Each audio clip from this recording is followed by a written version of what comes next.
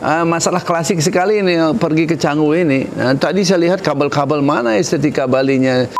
Oke, jadi untuk The Lips ini memang kita coba buat supaya beda daripada yang lain. Iya, supaya orang datang. Pemikiran yang menukik terhadap daerah-daerah wisata di sini.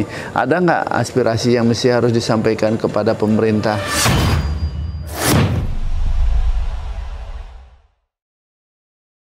Selamat datang di Jarak Podcast. Sore hari ini saya bersama Bapak Wayan Suarse. Tentunya ini akan menjadi cerita lain daripada yang lain. Om Swastiastu, Pak Wayan. Om Swastiastu. Ya, saya sapa dulu teman-teman di Nusantara. Assalamualaikum warahmatullahi wabarakatuh. Salam sejahtera bagi kita semua.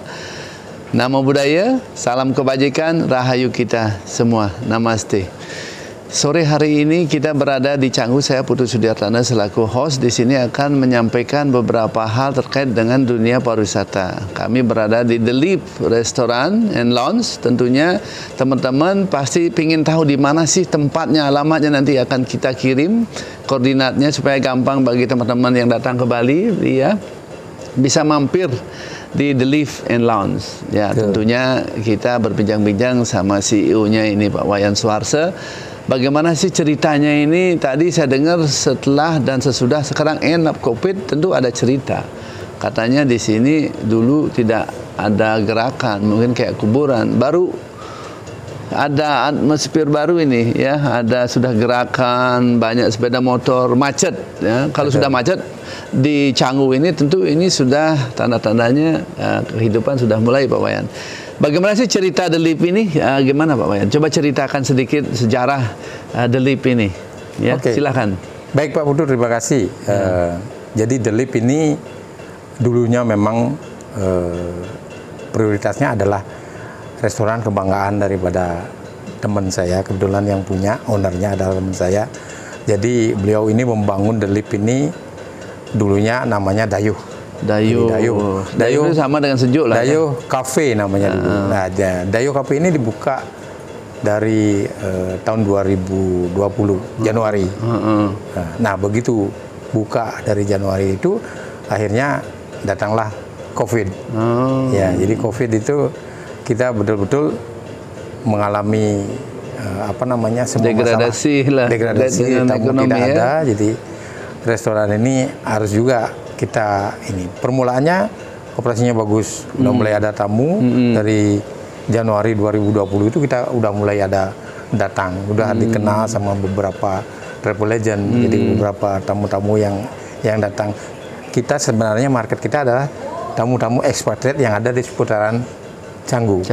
Jadi karena begitu banyaknya orang expatriate yang ada di Canggu, jadi kita memang khusus membuat tempat ini supaya bisa menjadi base mereka. Jadi dari pagi mereka breakfast di sini, terus makan siang di sini, dan bekerja di sini sampai malam. Ya, kita paham itu. Ya, begini Pak Wayan, Canggu ini indikator dari turis daerah selatan menuju sampai ke Tanah Lot. Ya, kita pahami. Tetapi begini Pak Wayan, hamatannya kayak tadi aja kita ini pergi dari Sanur sampai di sini hampir 2 jam itu. Ini nggak ada aspirasi apa ke pemerintah terkait dengan macetnya ini gitu. Ada nggak aspirasi ini? Masalah klasik sekali ini pergi ke Canggu ini. Tadi saya lihat kabel-kabel mana estetika Balinya. Terus ada kabel telepon, mungkin kabel-kabel yang lain itu. Ya, kenapa tidak tertata dengan baik gitu ya? Karena itu yang menjadi sorotan turis, Pak Wayan. Karena kemarin saya sempat wawancara PLN-nya, dia klaim that is bukan kabel kami gitu, itu kabelnya kabel telepon, ya kabel yang lain. Nah, ini nanti saya akan sampaikan kepada Telkom Bali.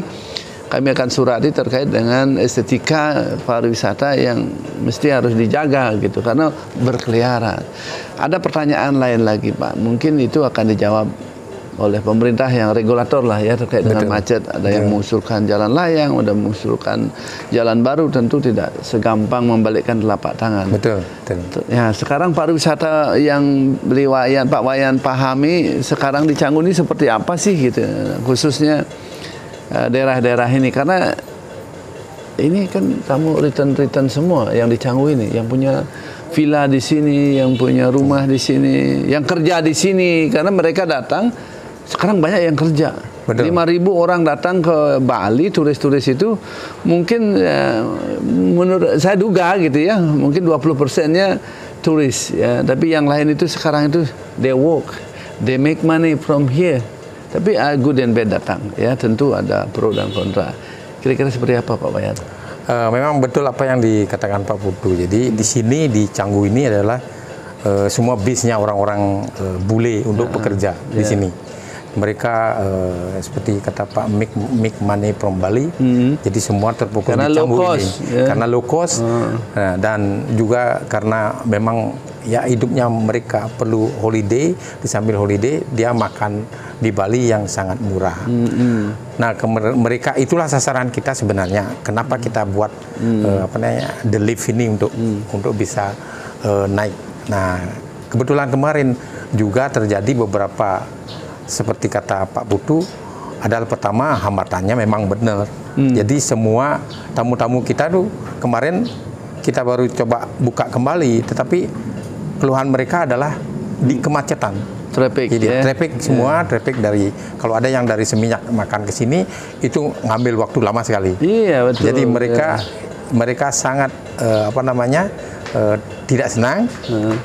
Dan kira-kira ada hambatan yang untuk datang ke sini. Jadi mungkin harapan dari kita selaku pelaku pariwisata way out-nya lah apa? Ya way out-nya mungkin ya coba pertimbangkan untuk membuat jalan yang baru atau mungkin jalan layang. Kalau jalan baru kan siapa yang mau dijadikan jalan tanahnya sekarang? Berat kan? Itu yang menjadi Kan? masalahnya. Nah, tadi bincang-bincang sedikit mungkin Cokordo Sastrobau skill lah ya, seperti di Filipina. Kenapa Filipina dibangun? Kenapa tidak bangun di Canggu, Bravo di sini bikin layang jalan layang, tetapi diatur zona-zona yang sakral dan zona-zona yang bebas hambatan kan? Mungkin itu bisa dijadikan solusi Pak Budi.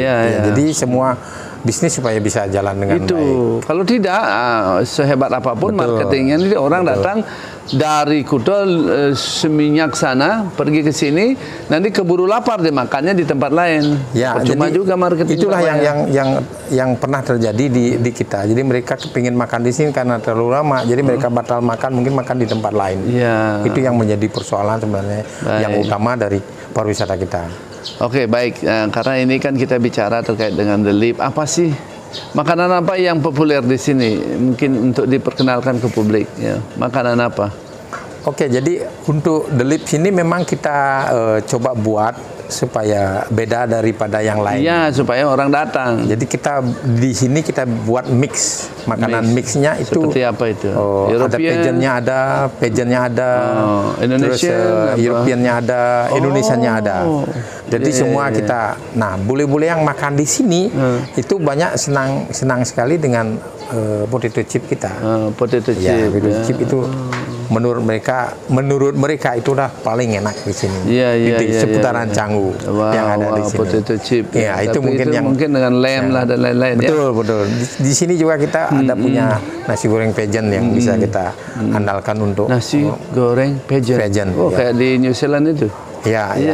Jadi orang-orang yang suka yoga dan segala macam mereka coba makan di sini dengan pageant.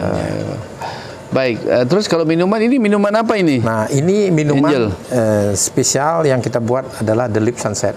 The Lift Sunset, karena sunsetnya dapat di sini. Karena sunsetnya dapat. Setiap hari kita ada sunset di sini. Oh, itu kelebihan di sini. Itu kelebihan di sini. Pemirsa, bila mana datang ke sini untuk sunset, tentunya teman-teman sementara menyediakan 30 menit dulu sebelum pergi. Ya, itu kan sudah hal yang biasa.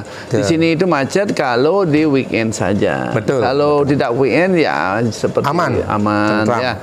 Nah, itu tadi karena permasalahan oleh salah satu bule, dia mengirim sesuatu setelah dia tiba di luar negeri, dia DM ke redaksi, ya itu kita sampaikan ke pemerintah, akhirnya pemerintah merespon, ya bagaimana mungkin kepolisian melakukan rekayasa jalur dan lain-lainnya itu. Nah, itu hal-hal yang biasa. Mungkin saja di saat Semeton Bali ada odalan seremoni tentu macet. Nah, mari kita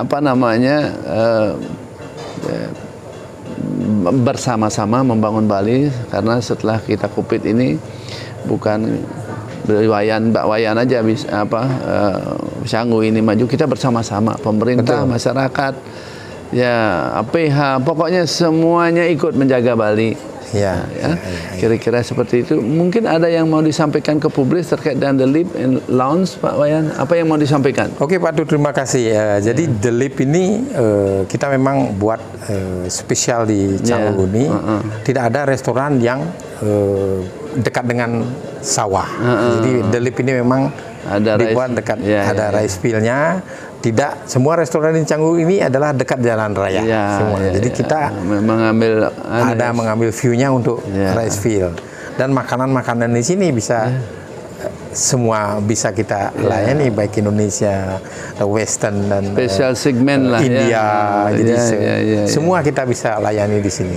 Jadi mari coba makanan kita di sini, The Lip. Namanya The Lip Daun. Jadi nanti nomor teleponnya ada ya? Nanti ada nomor teleponnya. Sama koordinat supaya gampang itu teman-teman datang ke sini untuk menikmati The Lip Food ya. Ayo datanglah ke kita, nanti kita layani dengan baik. Jadi kita punya pelayanan yang spesial dari The Lip. Ya, oke. Terakhir ini terkait dengan message ini international tourist industry pasti akan menjadi pemikiran yang menukik terhadap daerah-daerah wisata di sini. Ada nggak aspirasi yang mesti harus disampaikan kepada pemerintah? Karena jangan sampai persaing-persaing nanti gini ya kerepot ya, persaingan kamar, persaingan restoran, persaingan ABCD lah. Ada nggak message untuk pemerintah tingkat 1, 2 maupun pusat ya, mungkin untuk ke pemerintah Badung lah ya. Pemerintah Badung. Jadi di daerah ini sudah terlalu padat ya untuk di Canggu terutama. Jadi semua sekarang popularitasnya hanya di Canggu saja. Jadi boleh dikatakan sekarang setelah pandemi ini Canggu tetap menjadi favorit oleh baik itu ekspatriat dan bule-bule semua. Jadi kebanyakan bule-bule yang ada di sini itu sudah punya villa tersendiri. Ya, maksudnya ada aspirasi nggak kalau ada investor itu bawa ke utara gitu? Kalau menurut saya begitu. Jadi semua investor itu mungkin disebarkan ke seluruh, diratakan ke seluruh Bali. Mungkin Tabanan juga punya potensi luar biasa. Singaraja juga ada, Negaro juga ada, semua potensi supaya tidak ke Badung dan Gianyar saja. Di Karangasem juga luar biasa. Potensi-potensi itu harus diratakan. Ya, karena mereka berani.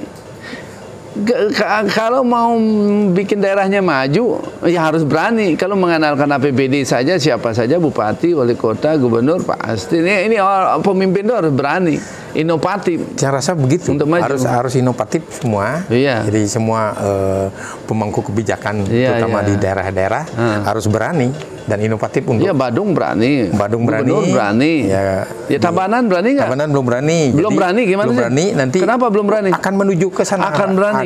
Ya, bagaimana caranya menarik investor itu? Tinggal meyakinkan investor itu yang datang. Ya, makanya ada badan-badan yang masih harus mempromosikan daerahnya. Promosi pariwisata daerah Tabanan. Ya, melalui kadis pariwisatanya harus mendidik. Jadi memberikan sebenarnya semua daerah dari berapa kabupaten di Bali itu sudah semua punya badan promosi pariwisata. Iya, paham. Kalau Tabanan kan punya tanah lot, punya Bedugul, betul, punya Jatiluwe, betul, ya, betul. Ya, mesti harus dibikinin apa gitu kan? Apakah mesti harus dibikin? Sekarang kan tenar KEK, ya, daerah ekonomi khusus. Daerah ekonomi khusus. Dan sekarang di Tabanan ini kita menjadikan pertanian yang base pariwisatanya. Jadi agro pariwisata berbasis pertanian, pariwisata berbasis UMKM. Oke, berarti Bupati sudah bergerak, bukan takut, tapi kan ini masalahnya terkenal sekarang karena kalau berani berani menobrak terkait dengan regulasi yang ada, ya pasti ada risiko. Sudah mulai. Risiko pro dan kontra, namanya pimpinan, namanya bupati, ya sudah pasti ada pro dan kontra. Tapi mudah-mudahan ini semuanya akan berjalan lancar, pasti. Ekonomi kita baik, ya, dan tunjukkanlah kinerja kan, sehingga masyarakat ya bisa menilainya. Ya. Kira-kira begitu Pak Wayan. Iya, betul Pak. Ya, saya hanya memberi masukan saja, karena yang saya alami ya saya bicarakan itu. Nah, ada nggak kira-kira untuk ide-ide ya, ide dari, karena kayak Pak Wayan ini kan orang yang talentnya tinggi dan giatnya memang di dunia pariwisata, tahu banyak terkait dengan pariwisata. Apa yang mesti harus lakukan pemerintah dengan adanya membludaknya tamu ke Bali kalau kita tidak siapkan prasarananya, SDM-nya, ABCD-nya, tentu akan menjadi mubazir karena mereka datang ke Bali ya, kerja di Bali, yang memanfaatkan lokal partner di sini, dan dia kembali menggunakan uangnya itu bukan di sini, dia membelanjakan uangnya ke luar negeri kembali. Nah, ada nggak ide-ide? Karena banyak saya dengar punya ide ya. Bos-bos hotel itu punya ide tapi tidak pernah disampaikan kepada pemerintah. Kalau The Leap ini punya ide nggak? Punya ide nggak supaya ini G20 ini kan benar-benar apa ya, citra Bali itu dipertaruhkan. Ya, G20 betul. Ini apa yang ide-ide apa? Karena kalau nanti datang ke sini mereka salah satunya nanti dia bisa bercerita tadi itu kabel sembarangan ya. Karena ini kritikan supaya bos Telkom memperbaiki, bos PLN memperbaiki supaya berestetika. Ya. Tentu mungkin nggak tahu lah solusi pemerintah. Ada nggak masukan? Karena bos-bos restoran tuh banyak mendapatkan ilmu dari buli-buli yang datang, itu kan banyak knowledge mereka dapat. Ada nggak yang didapat dari turis itu supaya pengembangan Bali? Yang komplain pasti dia akan cerita, komplain ke Pak Wayan, nah itu akan menjadi knowledge karena dari komplain itu bisa mencari solusi bagaimana biar nggak komplain lagi kan. Ada nggak yang begitu? Kalau selama pengalaman ini memang yang saya yakinin adalah sumber daya manusia di Bali itu udah luar biasa. Jadi bisa mengikuti apa yang terjadi pada orang-orang ekspatriat yang ada di Bali. Cuman sekarang kita dari pemangku kebijakan yang kadang-kadang tidak bisa mengikuti arah daripada mereka. Jadi mereka banyak, terutama mungkin yang komplainnya itu masalah kemacetan. Itu yang klasik ya. Ya, klasik itu kemacetan itu, sehingga mereka sebenarnya bisnisnya ditempuh dalam jarak cepat, jadi terhambat. Ya. Baik ya, terima kasih Pak Wayan bincang-bincang sore ini di The Leap and Lounge. Mudah-mudahan teman-teman kami dan para pemirsa kalau mau ke Bali mampir di The Leap and Lounge, dapatkan makanan yang tidak ada di tempat lain di sekitar Canggu ya. Ya. Tentunya saya sama Pak Wayan manusia biasa, bila mana ada tutur kami yang salah dalam promosi atau komunikasi mungkin menyinggung perasaan teman-teman atau pejabat di sekitarnya, kami aturkan minta maaf yang sebesar-besarnya. Demikianlah kami akhiri dengan Agung Pramasanti. Om Santi Santi Santi. Assalamualaikum warahmatullahi wabarakatuh. Rahayu kita semua sehat dan Canggu hidup kembali. Hidup kembali. Ya, terima kasih.